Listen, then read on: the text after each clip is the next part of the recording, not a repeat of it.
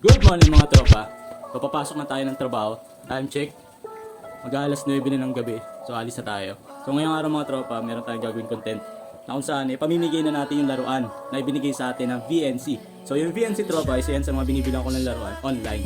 So nakita niya yung ginagawa natin mga content kung saan nagbibigay tayo ng mga laruan sa mga bata. So sabi niya, bro, tropa akong bahala, meron akong mga laruan dito na hindi ko nabibenta. Bibigay niya daw sa akin. Tapos ako naman syempre, ako yung magiging tulay, bibigay din natin sa mga bata, yung mga tropa natin dyan sa Barangay Tismo. So ngayong araw mga tropa, naisip ko, since walang pasok bukas, so ina-expect ko na nasa kalsada yung mga bata na yun. So yung mga laruan na binigay niya, bibigay natin ngayong araw din ito. So ngayong araw, alis na tayo. Nantay ko lang maluto yung ulam natin. So nagluluto si Mrs. ng lumpia. So kakain muna ako bago umalis. Tapos diretso na tayo dun sa Barangay Tismo. Pamimigay natin yung mga laruan na ibinigay ni VNC. So sana maging masaya yung mga bata. Ito pa si Tonton, abangan nyo mamaya yung content natin ha. Bumotor tayo kahit na maulan, kahit na sinasabi nila may bagyo.